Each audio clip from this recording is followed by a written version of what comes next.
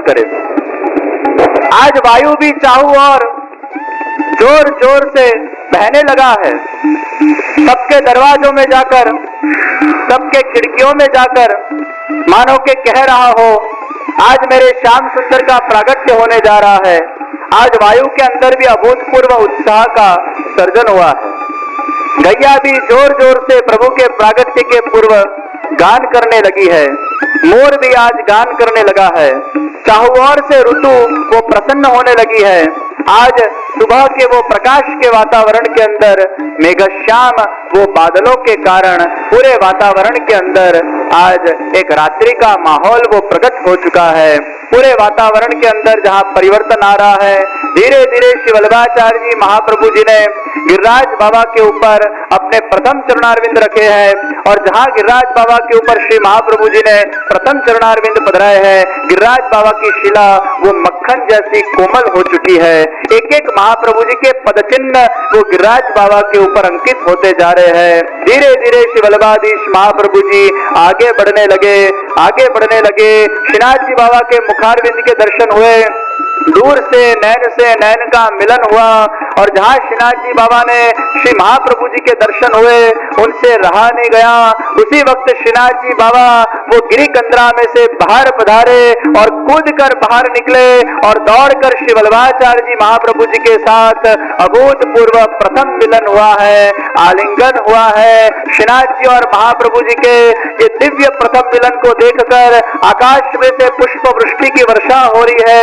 वो दिव्य चरणारविंदों को श्री गिरिराज बाबा ने अपने वक्षस्थल के ऊपर धारण कर लिया है। श्रीनाथ जी और महाप्रभु जी का ऐतिहासिक अलौकिक प्रथम मिलन हुआ है। ये मधुराधिपति कृष्ण भगवान के वो अद्भुत रसानुभव से श्री वल्लभाचार्य जी महाप्रभु जी के हृदय के अंदर भक्ति रस जागृत हुआ है और महाप्रभु जी की रचना वो मधुराधिपति श्री कृष्ण का मधुराष्टकम से गान करने लगी है। अधरम मधुरम वदनम मधुरम नयनम मधुरम हसितम मधुरम हृदयम मधुरम गमनम मधुरम मधुराधिपते रखिलम मधुरम मधुराधिपते रखिलम मधुरम मधुराधिपते रखिलम मधुरम। मधुराष्टकम के माध्यम से श्रीनाथ जी बाबा की स्तुति की गई है। श्रीनाथ जी बाबा का भव्य प्रागट्य हुआ।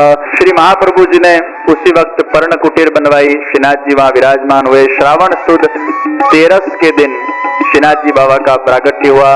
श्री महाप्रभु जी ने सभी ब्रजवासियों के सामने देखकर कहा, अब ये श्रीनाथ जी की सेवा कौन करेगा। सब ब्रजवासी विचलित हो गए। अरे प्रभु, गणपति हो, शंकर भगवान हो, हनुमान जी हो, ये तो एक जगह बैठे रहते हैं, उन पर कितना भी जल चढ़ाओ, सिंदूर चढ़ाओ, दूध चढ़ाओ, कुछ बोलते नहीं है। ये तो चलन फिलन वाले भगवान है, आटा फेरा करने वाले भगवान है। ये भगवान तो स्थिर नहीं है पर अस्थिर है, ये चल है अचल नहीं है, इनकी सेवा तो हम कैसे कर सकते हैं। श्री महाप्रभु जी को पता था इनकी सेवा करने वाला कब से प्रकट हो चुका है। दूर से एक वैष्णव को उंगली करके पास में बुलाया। वो वैष्णव पास में आए, महाप्रभु जी को दंडवत प्रणाम किए। श्री महाप्रभु जी ने कहा, तुम वही हो ना जो भिक्षा में भी कृष्ण को मांगते हो, जिसकी भूख कृष्ण है, जिसकी प्यास कृष्ण है। आओ रामदास, हम कृष्ण भगवान की सेवा तुम्हें साक्षात प्रदान करते हैं। ये वही रामदास है जिसका जन्म बुंदेलखंड की सीमा में हुआ। ये वही रामदास है जो सलाम न भरने की बात को न मानकर उसने कोड़े खाने पड़े थे। ये वही रामदास है जो भिक्षा के अंदर भी कृष्ण भगवान को मांगता है।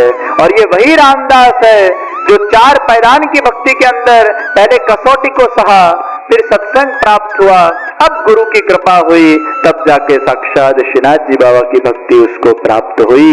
ये वही रामदास है जो श्रीनाथ जी बाबा के सेवा का प्रथम अधिकारी बना। ये रामदास चौहान को भगवान श्रीनाथ जी प्राप्त हुए। बचपन से वो दैवी जीव था और लक्ष्य था भगवान को प्राप्त करना, जिद थी भगवान को पाने की, और गुरु की कृपा से वो रामदास चौहान को साक्षात गोविंद की प्राप्ति हो गई है। श्रीनाथ जी और महाप्रभु जी का अभूतपूर्व प्रथम मिलन हुआ है। आज के सत्र को यहीं समाप्त करें।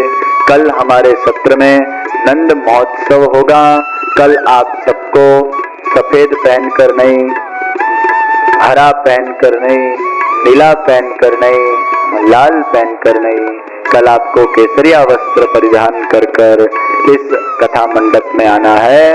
तो कल का आपका ड्रेस कोड वो केसरी वस्त्र है। केसरी वस्त्र को परिधान करके कल हम नंद महोत्सव के अंदर जुड़ेंगे। आज के कथा के सत्र को, वाक पुष्पों को श्रीनाथ जी बाबा के चरणारविंदों के अंदर मैं पधराकर मेरे वक्तव्य को विराम देता हूं के तत्वावधान में आयोजित श्रीनाथ चरितामृत कथा के अंदर उपस्थित आयोजन के मुख्य यजमान परिवार, सह सेवार्थी परिवार, सर्वसन्निष्ठ कार्यकर्तागण, आप सर्व बेंगलोर के एवं बारगांव से आए हुए सर्व भाविक उत्साही भगवद चरणानुरागी ऐसे सर्व वैष्णव जनों,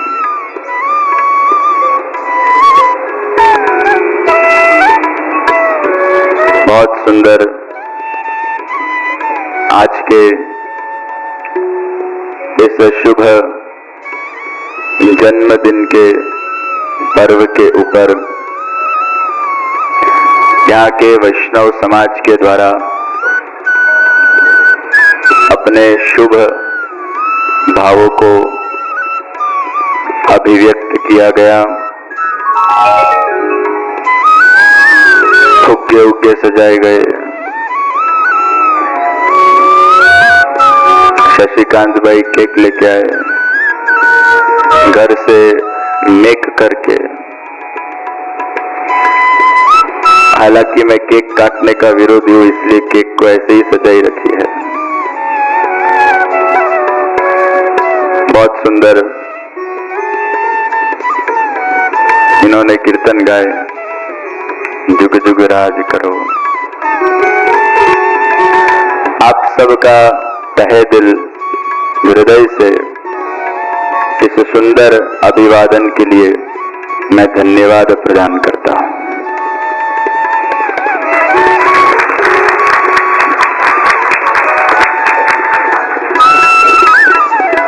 हालांकि इस साल मैंने ऐसा सुनिश्चय किया था कि मैं जन्मदिन नहीं मनाऊंगा, और नहीं ही मना रहा। तो कथा के बीच में आ गया तो मैं क्या करूं। और सच बोलो, मुझे भी पता नहीं था